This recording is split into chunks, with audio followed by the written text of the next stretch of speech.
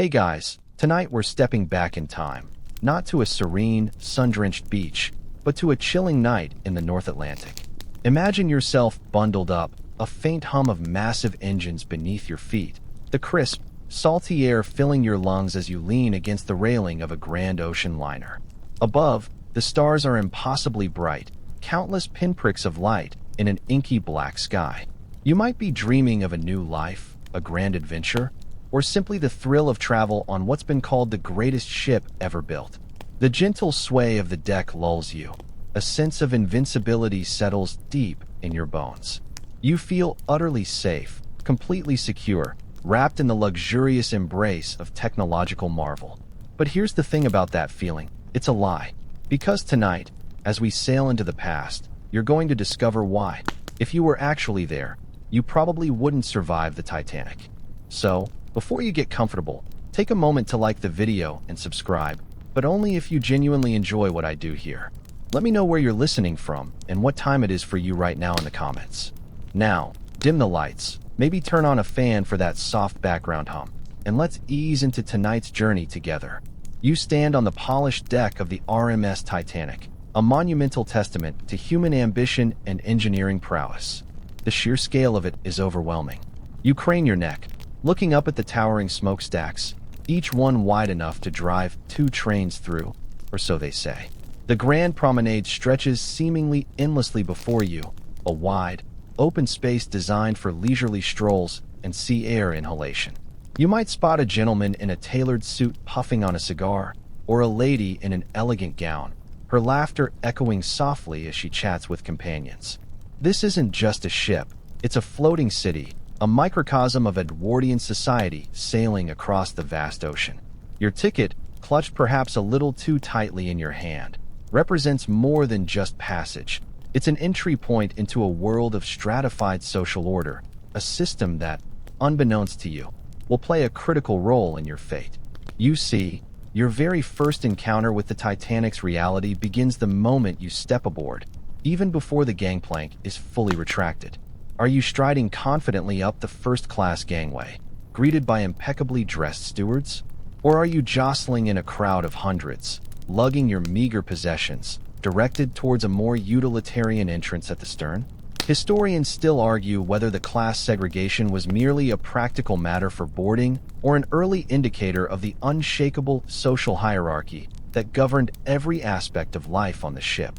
The subtle difference in your point of entry, almost imperceptible at the time, sets the stage for everything that follows.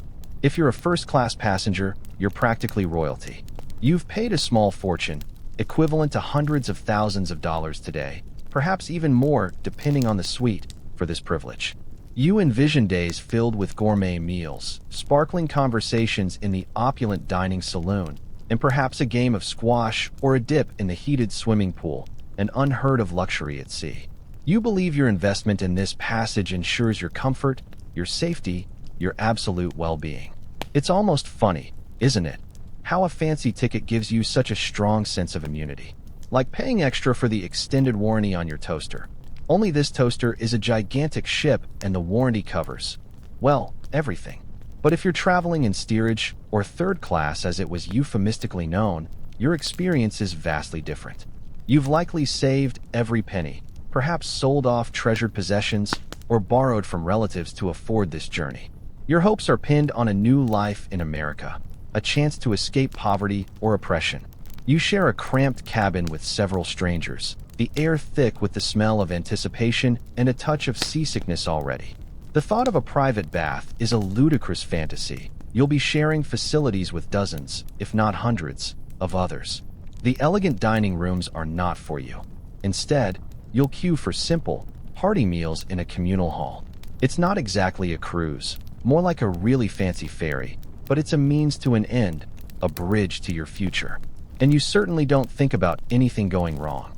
After all, this ship is supposedly the safest in the world. Your very identity on this ship, determined by the color of your ticket and the price you paid, places you on a specific rung of a ladder. This ladder, seemingly invisible in the grand halls of first class or the bustling common areas of third, will become terrifyingly clear when the ship's fate is sealed. It's a stark, undeniable truth that your chances of survival are inextricably linked to your social standing. A grim reflection of societal norms that extend even to the face of disaster. The subtle dance of privilege and necessity plays out constantly, from the placement of your cabin to the very access you have to the open decks. As you settle into your cabin, whether it's a sprawling suite with a private promenade or a small berth shared with strangers, you're enveloped by the pervasive belief in the ship's invincibility. The term unsinkable wasn't just a marketing slogan. It was a deeply held conviction, propagated by the White Star Line and readily embraced by the public. You'd hear it whispered in the corridors, read it in newspaper articles, and perhaps even repeat it yourself to quell any lingering anxieties about crossing the vast, unpredictable ocean. It was a testament to the hubris of the era, a celebration of human ingenuity seemingly conquering nature itself. Why this unshakable faith? Well, the Titanic was built with cutting-edge technology for its time. It boasted a double bottom and, crucially, 16 watertight compartments. The design premise was simple. Even if several of these compartments were breached and flooded, the ship would theoretically remain afloat. Engineers had calculated, meticulously, that up to 4 of these compartments could be compromised, and the Titanic would still maintain enough buoyancy to stay upright and stable. It's a bit like saying your new phone is shatterproof because it has a reinforced screen and a sturdy case. You feel pretty good about dropping it, right? Until you drop it just wrong. You might even recall reading a snippet in the local paper before you embarked, perhaps an article extolling the virtues of the ship's construction. The latest masterpiece of naval architecture, it might have proclaimed, so revolutionary in its design, it defies the very laws of maritime disaster. There was even a rather quirky tidbit circulating, a fictional novel published 14 years earlier by Morgan Robertson, titled Futility, or the Wreck of the Titan. It described a massive, unsinkable ocean liner, the Titan, hitting an iceberg in the North Atlantic on its maiden voyage with insufficient lifeboats, leading to massive loss of life. Spooky, right? Like a premonition, but you'd probably dismiss it as a mere coincidence, a macabre fantasy far removed from the tangible, steel and rivet reality of the Titanic. You wouldn't be alone in your confidence. Even experienced mariners and seasoned travelers who had crossed the Atlantic countless times shared this sentiment. The sheer size of the vessel contributed to the illusion of safety. At over 882 feet long and displacing more than 46,000 tons, the Titanic was the largest moving object ever built. Its immense proportions made it seem impervious to the elements, a truly colossal fortress against the whims of the sea.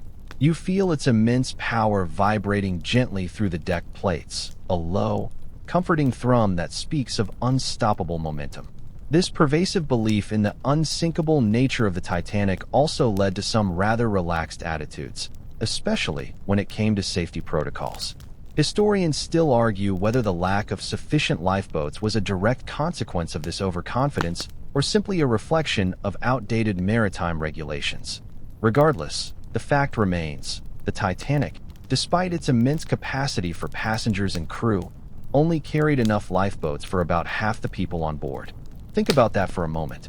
It's like designing a state-of-the-art concert hall for 3,000 people, but only installing enough emergency exits for 1,500. Oh, it'll be fine, the architects might say. This building is fireproof.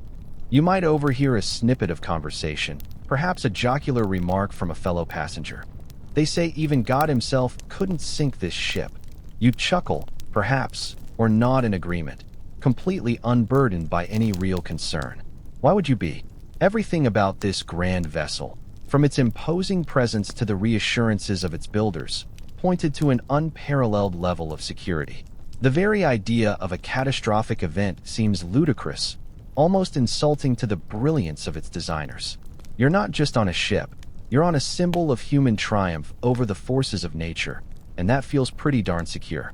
Stepping into the first-class areas of the Titanic is like entering a dreamscape of Edwardian elegance, a stark contrast to the utilitarian efficiency of the lower decks. You find yourself wandering through spaces designed to awe and impress, each detail meticulously crafted to convey luxury and exclusivity. The grand staircase, a true marvel, descends through 7 decks, its polished oak and wrought iron balustrades gleaming under the glow of crystal domes. You might pause, perhaps to admire the intricate carvings or to watch a string quartet play soft, classical melodies from a hidden alcove. It feels less like a ship and more like a floating 5-star hotel, designed to make you forget you're even at sea. You'd spend your days in a dizzying array of opulent settings. Imagine dining in the à la carte restaurant, a Parisian-inspired space with delicate plasterwork and rich mahogany, where you could order anything from pâté de foie gras to grilled squab. Or perhaps you'd prefer the Veranda Cafe and Palm Courts, bathed in natural light, a perfect spot for afternoon tea amidst potted palms, making you feel as though you were in a sun-drenched conservatory back on land. There's a smoking room with dark wood paneling and leather armchairs, a reading and writing room for quiet contemplation, and even a gymnasium complete with electric horses and rowing machines. Cutting-edge fitness technology for 1912. It's all designed to provide every conceivable comfort and entertainment, to ensure that the journey itself is as pleasurable as the destination. This very opulence, however, subtly contributes to your vulnerability. The vast, sprawling nature of the first-class accommodations, while impressive, meant a labyrinthine layout. You might find yourself easily disoriented, especially in the rush of an emergency.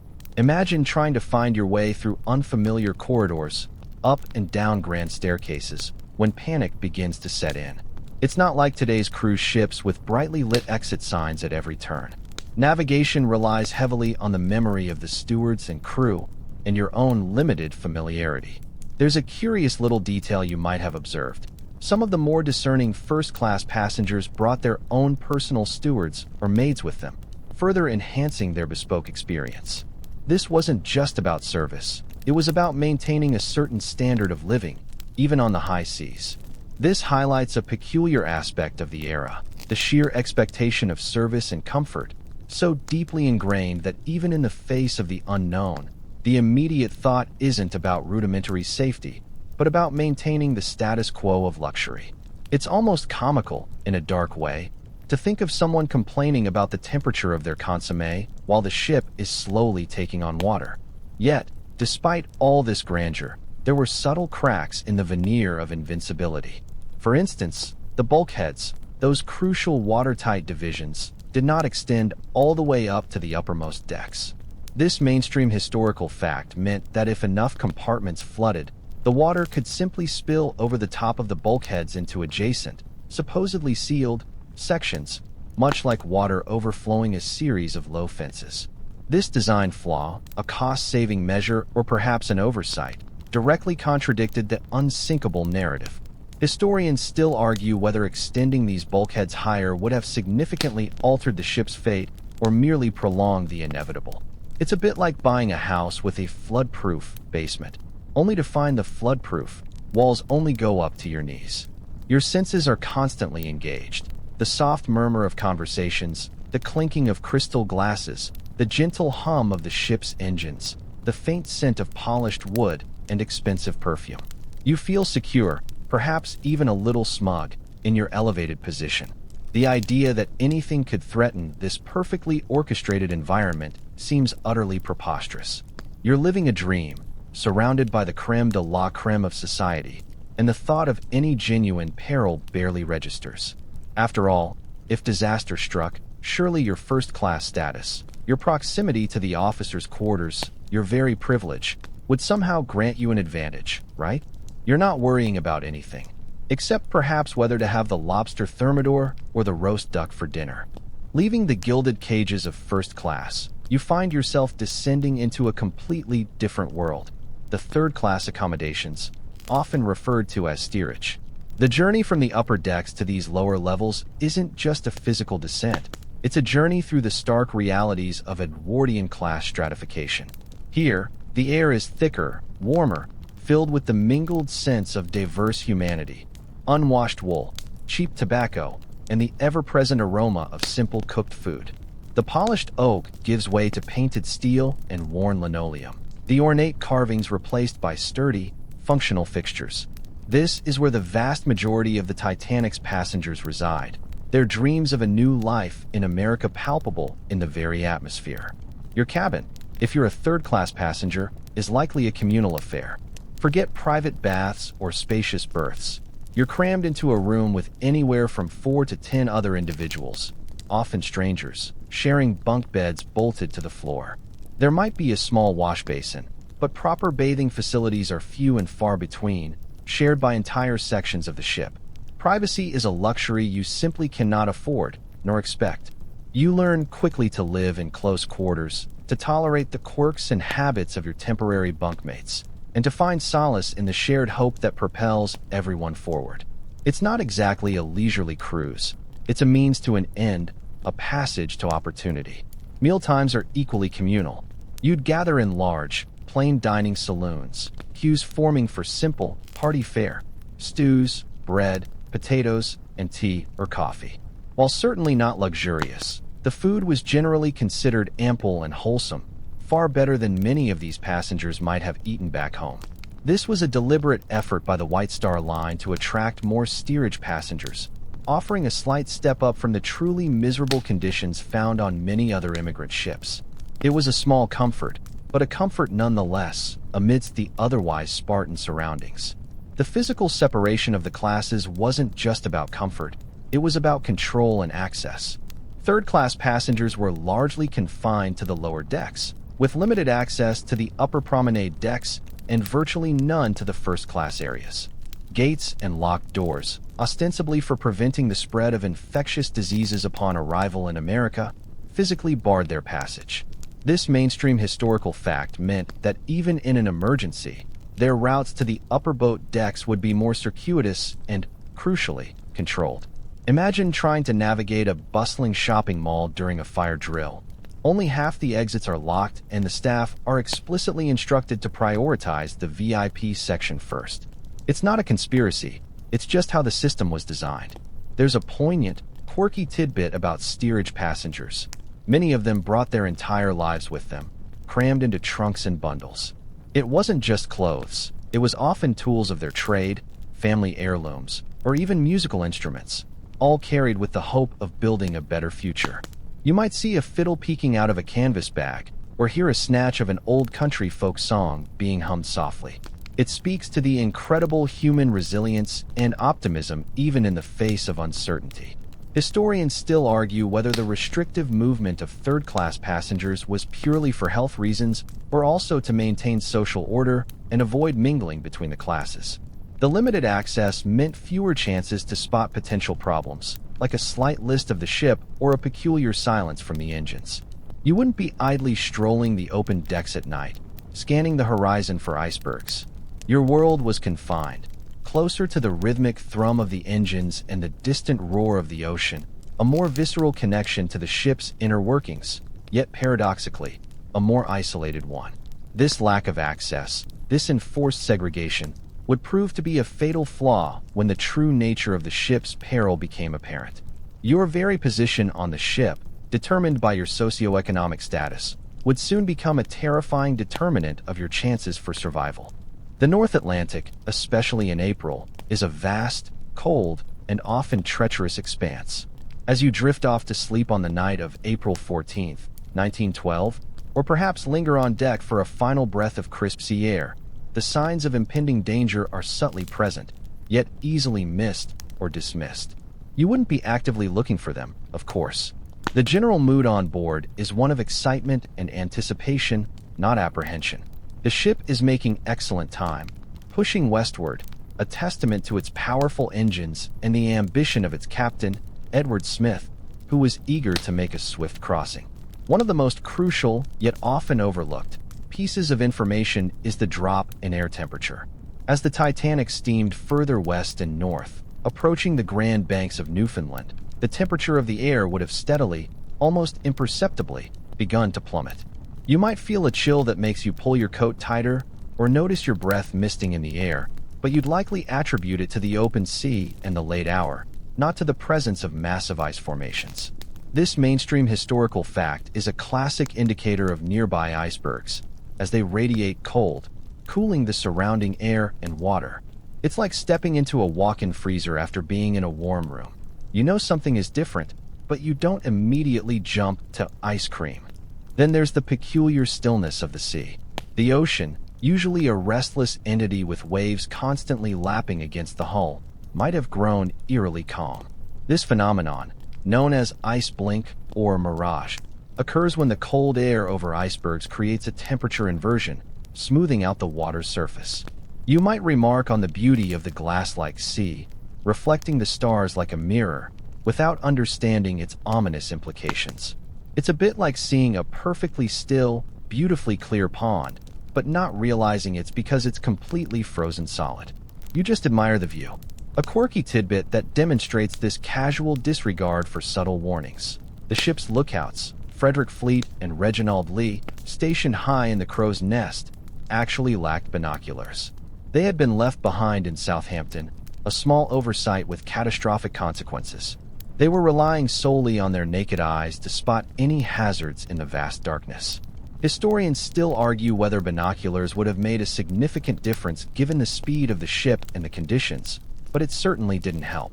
Imagine trying to spot a tiny pebble on a dark road while driving a car at 70 miles an hour without your glasses. It's not impossible, but it's certainly not ideal. Throughout the day, several ice warnings had been received by the Titanic's wireless operators from other ships in the area. These messages, however, were often treated as routine, simply filed away or delivered to the bridge without a sense of urgency. Some were even dismissed as non-critical or interrupted by passenger telegrams, which took precedence due to their commercial importance.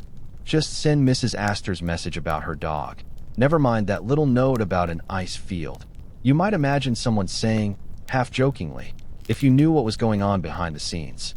This casual handling of critical information is a terrifying example of how organizational complacency can override vigilance.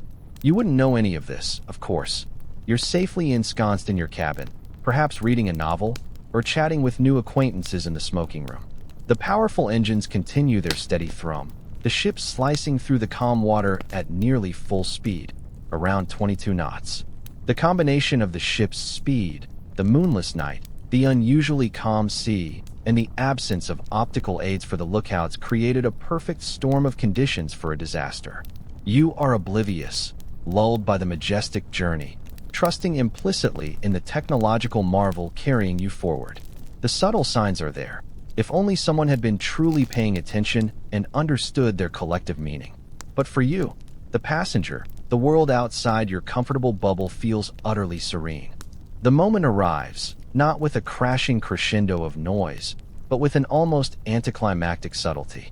It's late, around 11:40 p.m. on April 14th, and you might be tucked into your bunk, perhaps still awake reading a book or soundly asleep. Suddenly, there's a slight tremor, a gentle vibration that hums through the entire ship. It feels less like an impact and more like the ship has merely brushed against something, a slight bump or scrape. Some passengers later described it as feeling like the anchor chain being rattled or a large wave washing over the deck. It's certainly not the dramatic, cinematic collision you might imagine from movies. It's almost polite.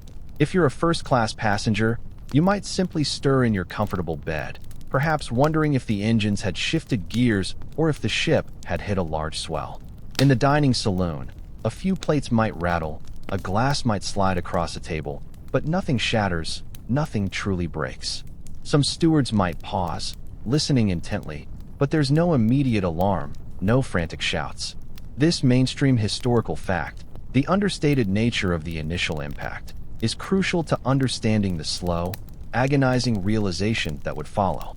It didn't feel like a mortal wound, just a minor inconvenience. Down in steerage, closer to the ship's massive engines and the point of impact, the jolt might have been slightly more pronounced, a bit more jarring. You might have been shaken awake, a sudden lurch that sends a small item tumbling from a shelf. But even here, there's no immediate panic. The ship is so vast, so seemingly indestructible, that a minor shudder is easily dismissed as just another part of crossing the Atlantic. You might curse softly, turn over, and try to go back to sleep. After all, what's a little bump to the unsinkable ship? There's a quirky tidbit about this initial moment. Many passengers actually thought the ship had simply lost a propeller or run aground. The sound, for those who heard it distinctly, was described as a ripping, tearing noise, like canvas being torn or gravel scraping along a blackboard. But this sound was largely localized to the lower decks and wasn't widely perceived across the ship. It speaks to the sheer size of the Titanic. An event that was catastrophic in its true nature was muffled and muted by the ship's massive structure. It's like trying to hear a tiny crack forming in the foundation of a skyscraper from the penthouse suite. On the bridge, however, the reality began to set in almost immediately.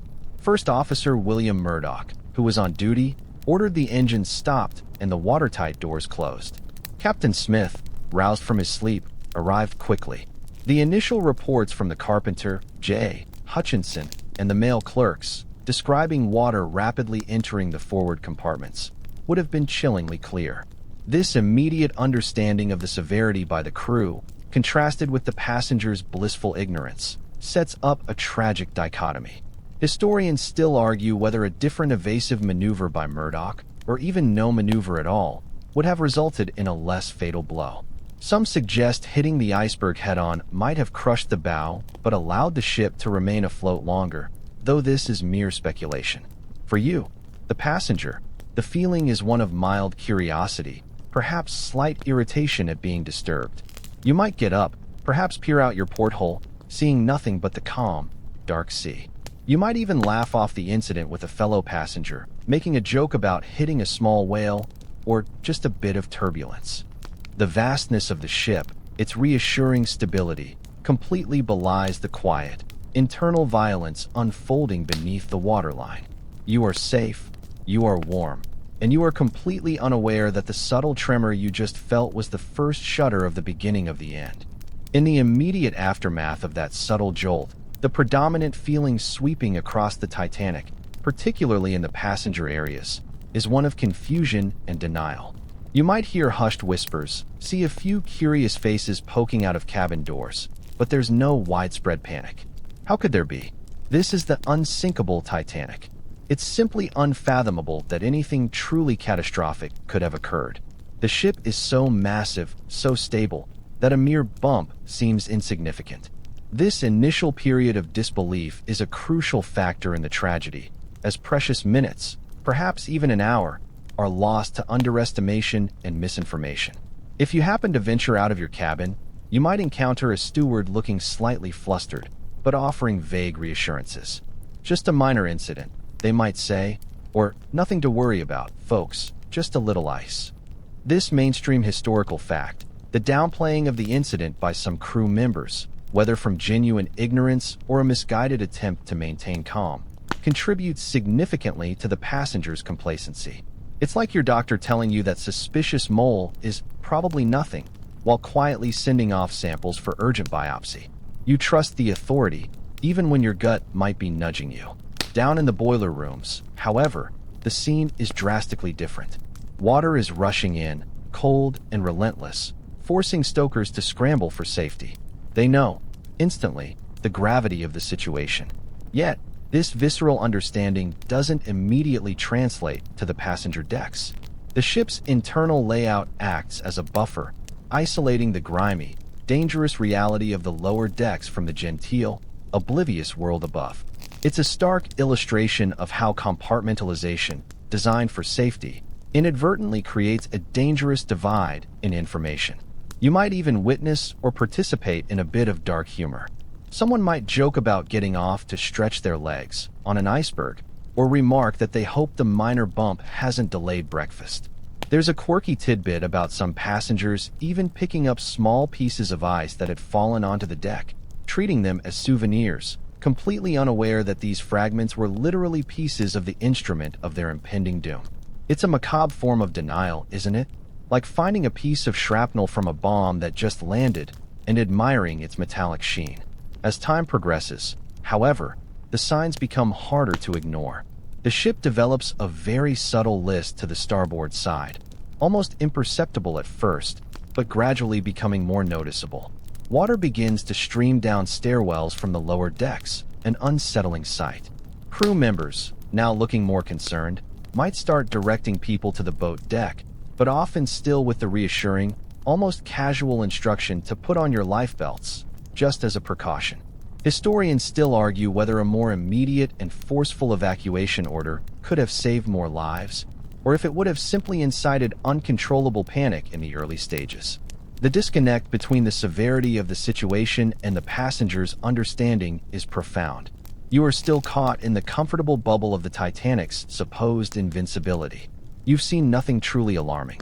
The lights are still on. The orchestra might even be playing a lively tune in the first-class lounge, another mainstream fact that added to the surreal atmosphere. This steadfast refusal to acknowledge the unthinkable, driven by the ship's reputation and the crew's initial assurances, costs crucial minutes that could have been used for an orderly and efficient evacuation. You're still half asleep, half dressed, and totally unprepared for the nightmare that is rapidly unfolding beneath your feet. As the quiet confusion gives way to a growing sense of unease, the chilling reality of the situation slowly begins to dawn. There simply aren't enough lifeboats. This mainstream historical fact is perhaps the most shocking and infuriating aspect of the Titanic disaster. Despite being the largest ship ever built, capable of carrying over 3,500 people, the Titanic only carried 20 lifeboats, with a total capacity for just 1,178 individuals. You do the math, that's barely enough for half the people on board, even if every boat was filled to its theoretical maximum. It's a bit like building a skyscraper and only putting in enough fire escapes for half the floors. The initial orders to go to the boat deck are met with a mixture of bewilderment and reluctant compliance. You might find yourself being gently urged towards the upper decks by a steward, still with the air of just a precaution. But as you reach the open air, the sight of the lifeboats, so few in number, swinging out over the side of the ship, starts to prick at your sense of security. You look at the vastness of the ship, then at the comparatively tiny lifeboats, and the math just doesn't add up. The atmosphere on the boat deck quickly shifts from curious onlookers to something more desperate. There's no immediate stampede, but a palpable sense of anxiety begins to spread like a cold fog. People start to realize the gravity of the situation, spurred by the growing list of the ship and the increasing urgency in the voices of the crew. You might see families huddling together, mothers clutching their children, and faces etched with fear. It's no longer a drill or a precaution. This is real. A quirky tidbit that underlines the desperate shortage and the prevailing ignorance about lifeboat capacity. Many of the first lifeboats launched were tragically underfilled. The first boat, Lifeboat 7, left with only 28 people, despite having a capacity for 65. Officers, fearing panic or unsure of the Davit's ability to hold a fully loaded boat, often erred on the side of caution. This wasn't malicious intent. It was a devastating combination of inexperience with such a massive evacuation, a lack of clear procedures for filling boats, and the lingering belief that the ship might not actually sink. Historians still argue whether a more aggressive approach to filling the first boats would have actually saved more lives or created unmanageable chaos. It's easy to judge in hindsight, but in the freezing chaos, decisions were made under immense pressure. The scramble for a spot becomes less about elegance and more about raw survival. You'd witness scenes of heartbreaking desperation, husbands pleading to stay with their wives, single men being held back, and the desperate cries of those realizing their fate. The class system, subtly present throughout the journey, now becomes brutally overt. While first and second class passengers generally had easier access to the boat decks and were prioritized, particularly women and children, third-class passengers often found their routes blocked or were delayed in reaching the upper decks. The physical barriers that kept the classes segregated during the voyage now trapped many below. You push and jostle through the crowds, the chill wind whipping at your clothes. The ship's band, remarkably, continues to play on the boat deck, a valiant, almost surreal attempt to maintain calm amidst the growing panic.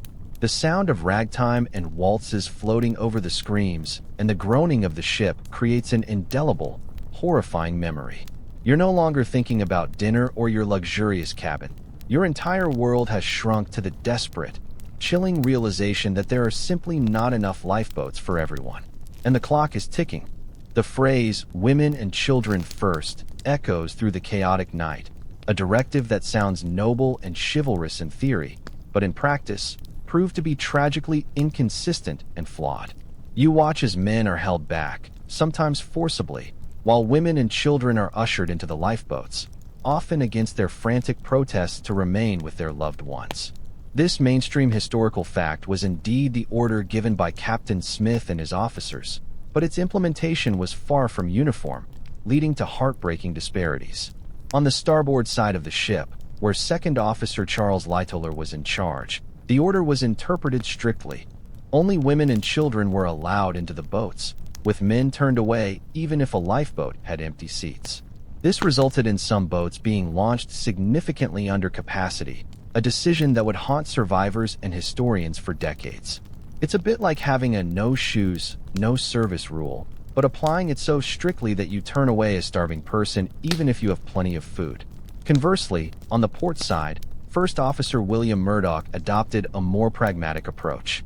While still prioritizing women and children, he allowed men to board if there were no more women or children waiting, and if space permitted.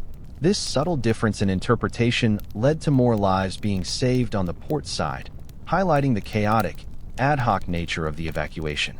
Historians still argue whether Lightoller's strict adherence to the order was a brave act of principle or a fatal error in judgment given the circumstances.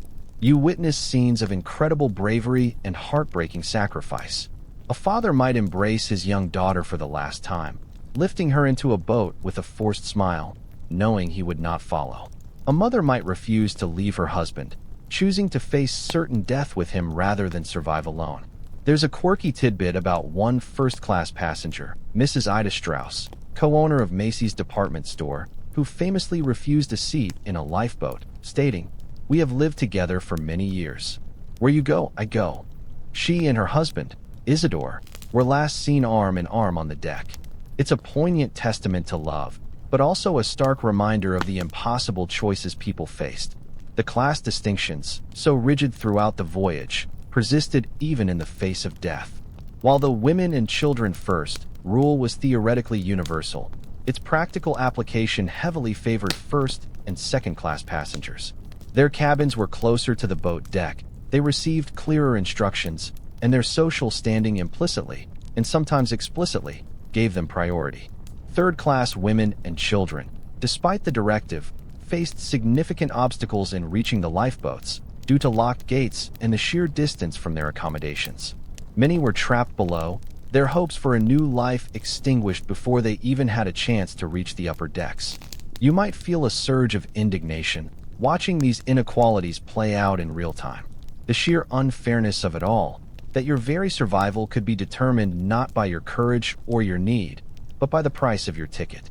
The cries of despair, the pleas of those being turned away, begin to mix with the eerie sounds of the ship's band still playing, a haunting counterpoint to the unfolding tragedy. You realize that the rules of society, which seemed so important just hours ago, are now literally matters of life and death, and that even the most honorable directives can be rendered tragically ineffective by chaos and ingrained prejudice. For those who found themselves unable to secure a spot in a lifeboat, or for those who chose to stay behind with loved ones, the true horror of the North Atlantic began to reveal itself not as a sudden, cataclysmic event, but as a creeping, agonizing certainty, the frigid cold. As the ship's bow plunged deeper and deeper, the deck began to slope at an alarming angle. You might find yourself scrambling, slipping on the wet, tilting planks, desperately trying to keep your footing. The sounds of the ship groaning and tearing itself apart beneath you become more pronounced, a terrifying symphony of metallic stress. Then comes the moment of truth. You are plunged into the icy water. The shock is immediate, overwhelming. It's not just cold, it's an all-consuming, breath-stealing agony that attacks every nerve ending in your body. The water temperature was approximately 28 degrees Fahrenheit minus 2 degrees Celsius, well below freezing. This mainstream historical fact meant that survival time in the water was measured in minutes, not hours. Your body's natural response is called the cold shock response, an involuntary gasp that can cause you to inhale water and drown almost instantly. It's like jumping into a pool of liquid nitrogen. Every fiber of your being screams in protest.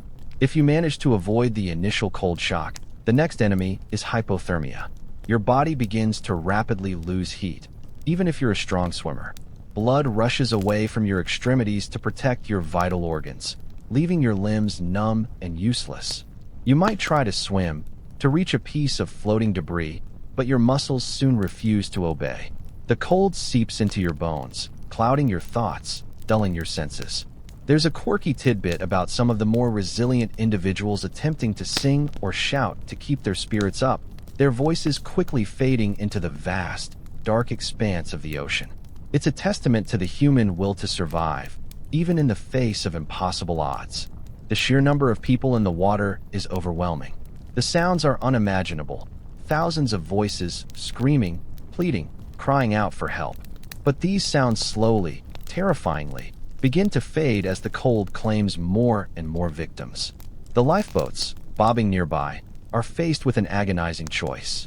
Many fear that if they return to pick up survivors, their boats would be swamped by the desperate throngs, endangering those already aboard.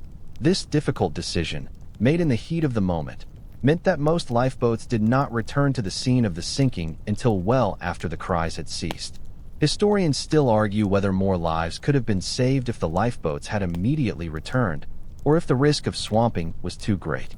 You cling to something, a piece of wood, a deck chair, anything that offers a modicum of buoyancy. But the cold is relentless. Your body shivers uncontrollably at first, then the shivering stops as your core temperature drops to critical levels. Your movements become sluggish, your vision blurs, and a profound sense of exhaustion washes over you. You might even feel strangely warm just before the end, a cruel trick of severe hypothermia. This final, deceptive warmth is often what leads people to remove their clothes in their last moments, unknowingly accelerating their demise. The minutes stretch into an eternity.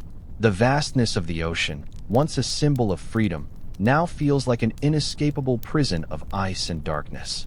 For you, plunged into that unforgiving water, the unsinkable ship has become a distant, fading memory, replaced by the immediate and overwhelming reality of the frigid North Atlantic, patiently waiting to claim its final victims. As you struggle in the unforgiving embrace of the icy ocean, perhaps clinging to a piece of debris, a new, agonizing layer of realization washes over you. The vital distress calls from the Titanic were either unheard, misinterpreted, or tragically disregarded. This mainstream historical fact is one of the most heartbreaking aspects of the disaster, a litany of missed opportunities and communication failures that sealed the fate of thousands. The ship's wireless operators, Jack Phillips and Harold Bride, had been diligently sending out the new CQD distress signal, and later, the newer SOS, tapping out their desperate pleas into the vast night. You might imagine their frantic fingers on the telegraph key, sending out coordinates, describing the ship's increasing list. But the airwaves in 1912 were a chaotic, unregulated mess. Many ships only had one wireless operator, who often worked limited hours and frequently ignored non-commercial traffic. Think of it like trying to get an urgent message through on a party line in an era before call waiting, where everyone is shouting over each other, and half the operators are asleep. The closest ship, the SS Californian, was tragically near, estimated to be only 10 to 20 miles away from the Titanic. Its wireless operator, Cyril Evans, had actually tried to warn the Titanic about ice earlier in the evening. However, he was brusquely cut off by Jack Phillips, who was overwhelmed with sending passenger messages. A quirky tidbit, Phillips reportedly told Evans to shut up, just shut up. I am working Cape Race, a common station for relaying private messages. Not long after, Evans, having worked a long shift, turned off his wireless set for the night and went to bed, completely unaware of the unfolding catastrophe just over the horizon. Historians still argue whether the Californian's captain, Stanley Lord, was negligent in not rousing his operator, or if the crew simply failed to grasp the urgency of the situation due to the lack of visual distress signals earlier on. Even ships that did receive the Titanic's distress signals were too far away to offer immediate assistance. The RMS Carpathia, under the command of Captain Arthur Rostron, received the calls and immediately turned full steam towards the Titanic's last reported position, some 58 miles away. Rostron pushed his ship and crew to their limits, navigating through ice fields at top speed, a heroic effort that would ultimately save the lives of the lifeboat survivors. But even at full throttle, It would take the Carpathia over 3 hours to reach the site. Meanwhile, on the Titanic, desperate rockets were fired into the night sky, meant to signal distress. But these flares, white in color, were often misinterpreted by other ships as mere company signals or celebrations, not true emergency signals.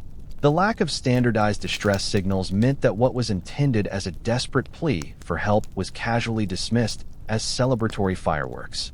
It's a cruel irony, isn't it? Sending up what you think is a universal sign of distress, only for others to wave back, thinking you're having a party. For you, floating in the freezing water, every passing minute feels like an hour. You might look up at the distant stars, hoping for a sign, a ship's light on the horizon. But there is nothing but the vast, cold emptiness of the ocean. The hope that help is on its way dwindles with each passing moment, replaced by a growing dread as the cries of others around you begin to fade. The silence that slowly descends upon the water is perhaps the most terrifying sound of all, broken only by the rhythmic lapping of the waves and the faint, haunting memory of music from a rapidly disappearing ship.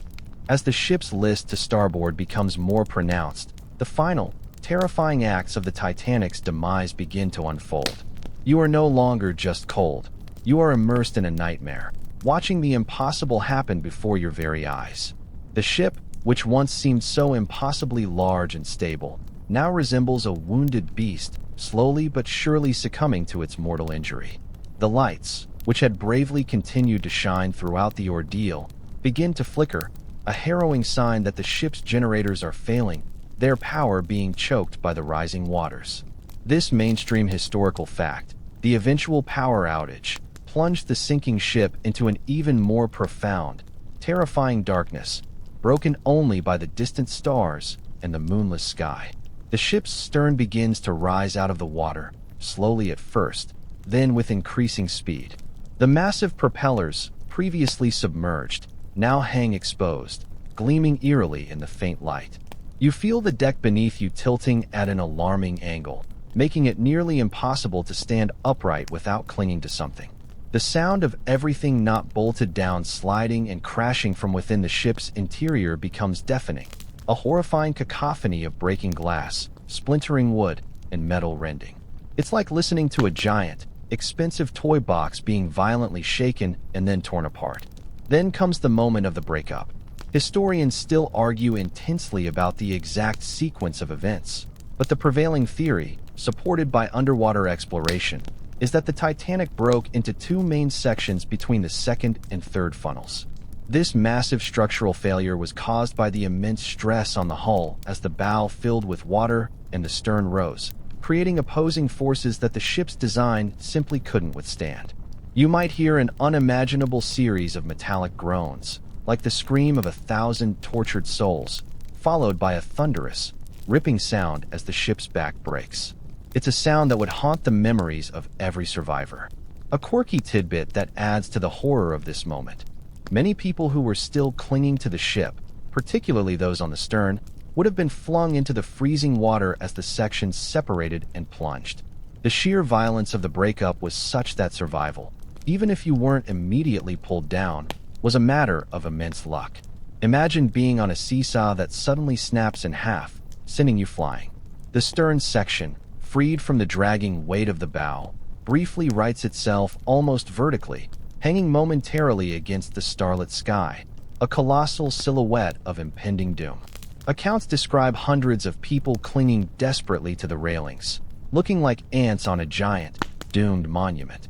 Then, slowly, majestically, and with a final, desperate roar of escaping air, the stern too slips beneath the waves, disappearing into the black, icy abyss. The sound that follows is one that no human should ever have to hear. The collective scream of thousands of people plunged into the freezing water. It's a sound of pure terror, despair, and an understanding of absolute finality. For you, in the water, or perhaps looking on from a crowded, distant lifeboat, the sight is etched forever into your mind. The last vestige of the grand vessel, the unsinkable ship, has vanished. The lights are gone. The music is gone. All that remains is the vast, dark ocean, filled with the horrifying sounds of human suffering, which slowly, agonizingly, begin to fade into the profound silence of the night. The illusion of safety, the dream of grandeur, has been utterly shattered, replaced by the grim reality of thousands of lives lost to the depths. For those who miraculously survived that terrifying night, pulled from the frigid grip of the Atlantic or simply enduring in a lifeboat, the ordeal of the sinking Titanic was replaced by a different kind of suffering, survivors' guilt and profound trauma. You might be huddled in a lifeboat, shivering uncontrollably, clutching onto a complete stranger, your mind replaying the horror you just witnessed. The silence after the screams faded was perhaps the most chilling sound of all, a stark reminder of the thousands who hadn't made it. This mainstream historical fact about the psychological impact on survivors is often overlooked, overshadowed by the drama of the sinking itself. The feeling of being alive while so many perished weighed heavily on many. You might wonder, why me? Why did I survive when that mother with her child, or that brave man, did not? This intense questioning, often without any satisfying answers, led to lifelong emotional scars. Some survivors refused to speak about the disaster for years, even decades, unable to reconcile their good fortune with the immense loss. It's like being the only one to escape a burning building, knowing your friends and family were still inside. The relief of survival is inextricably bound with the agony of loss.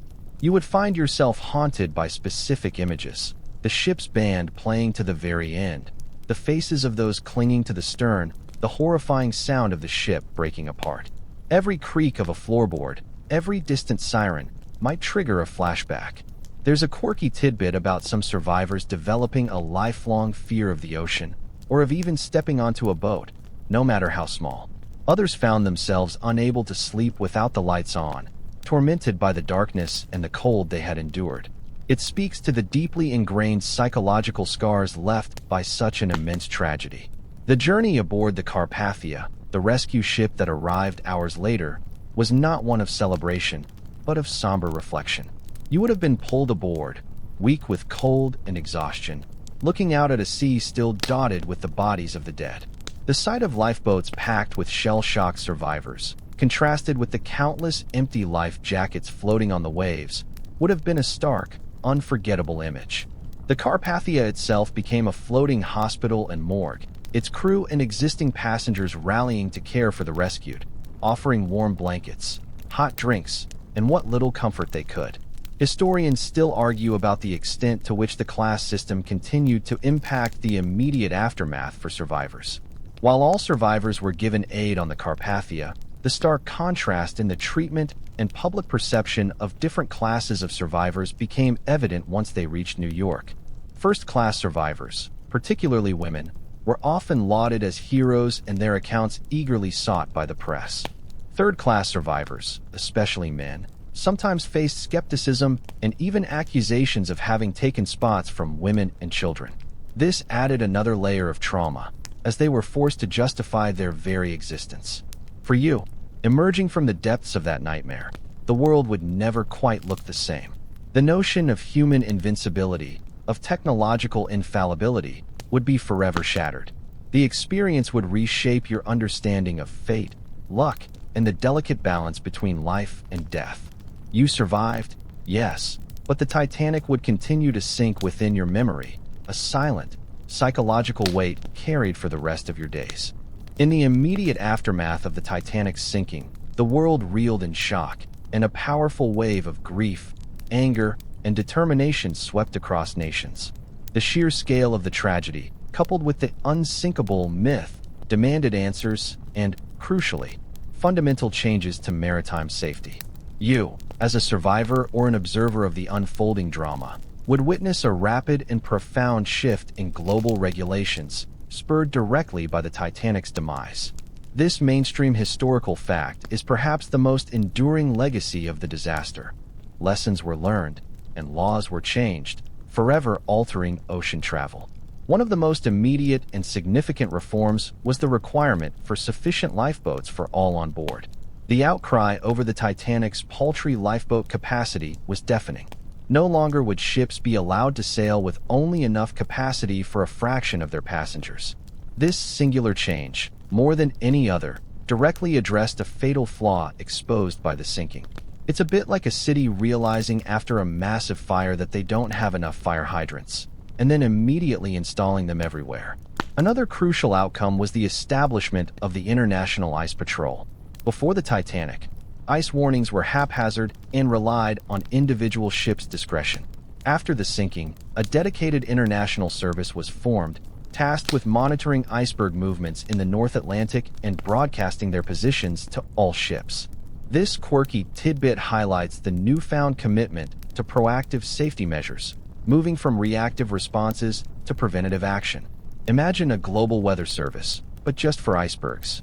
Wireless communication, too, underwent a drastic overhaul. The haphazard system that had tragically failed to relay the Titanic's distress calls effectively was replaced with stringent new regulations.